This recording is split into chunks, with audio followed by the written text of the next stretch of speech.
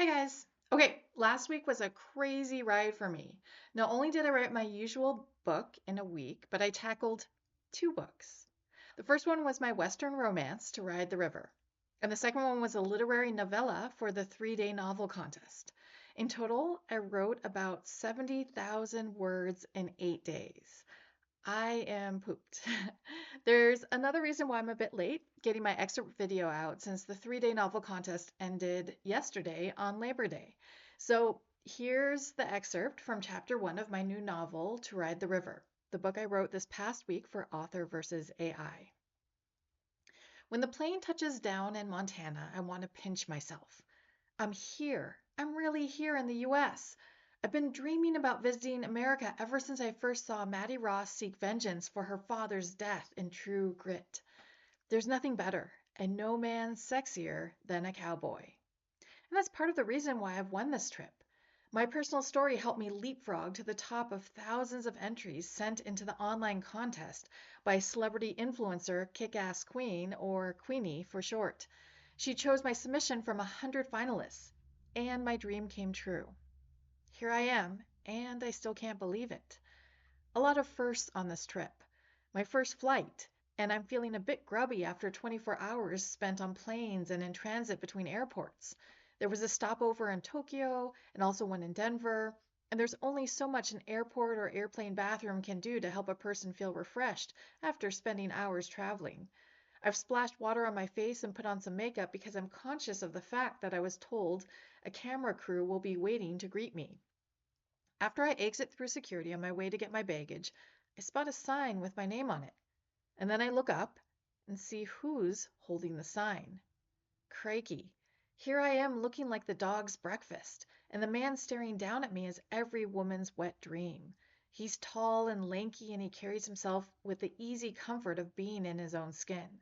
His hair is slightly too long, as if he forgot to get a haircut rather than a style choice, and is pushed back under an honest-to-God white Stetson.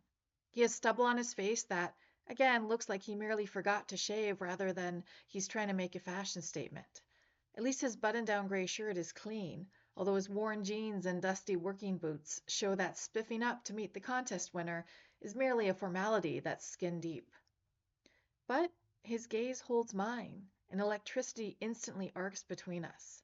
His eyes are a storm gray, clear and captivating, but with a hint of pain beneath the surface. Be still, my heart. I swear I couldn't have picked a more cowboy if I had tried. Without quite realizing it, my steps have deposited me in front of him. I open my mouth, but I can think of nothing to say but, I'm Clara. Hello, Clara. He holds out his hand to shake, and his palm envelops mine in a firm but gentle grip. I'm Prescott, and I would like to welcome you to the great state of Montana. At the first tone of his voice, my heart plummets. Instead of the southern twang I expected, or even the hard sounds of a Western American accent, the plummy tones of an upper crust Brit roll out. And his name? Prescott is about as American as tea and crumpets. Perhaps my face is too expressive because the next moment he leans a bit closer and lowers his voice. Hey, he says, everything okay? I just shake my head, trying to smile through my disappointment.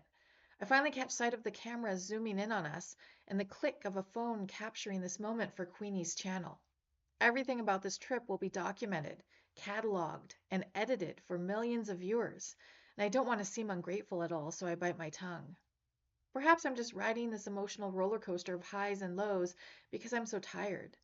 I was too excited to really sleep much on the planes and then too uncomfortable.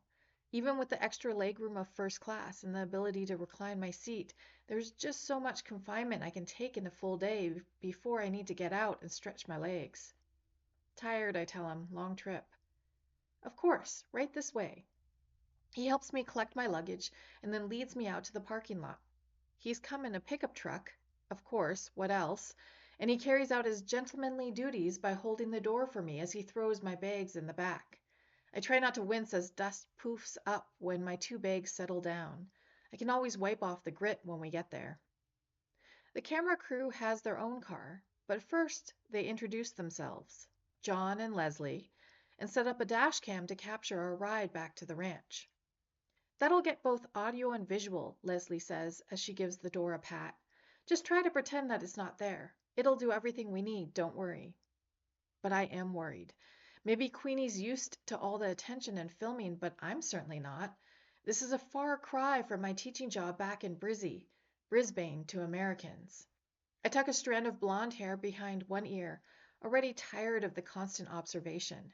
It's part of the waiver I signed before my plane tickets were released to me, but I do hope I'll get a bit of privacy along the way. Otherwise, I'll feel like I'm always performing and won't ever be able to unsuck my stomach or have a day go by without wearing a lick of makeup. Queenie's at the ranch, are the first words Prescott says to me as his truck growls to life and he puts it into gear. She's very excited to meet you. When I glance over as Prescott balances an elbow in the open window and uses two fingers to steer us away from the Helena airport, I have a hard time reconciling the image he presents to the world and the words coming out of his mouth. His accent is throwing me for a loop. So, how long you been here? I ask, then force a laugh to try to gentle what I'm about to say next. Not for nothing, but you're not the typical American cowboy I was expecting. He glances over at me. His mouth twitches. Oh, what did you expect? Well, Aussies aren't known for their subtlety, and I am no exception. An American, actually. I wave a hand up and down at him in a chopping motion. Sort of ruins the whole image. No offense. None taken. He still seems amused by what I've said, and I can't help that. And in case you're wondering, I am an American citizen, have been for years. I see. I don't see. I have no idea why a transplant Brit would want to dress up and pretend to be a cowboy. That would be no different than me trying to outdrink the Duke, and just about useless to try to do it too. As you can see, Clara is very disappointed to meet Prescott, but that will hopefully turn around before too long when she finds out that perhaps he's more of a cowboy than she's giving him credit for. This upcoming week's book will be a multi-generational story that combines a lot of great genre elements. So stay tuned later today to find out what's the next genre I'll be tackling. Until then, see you then.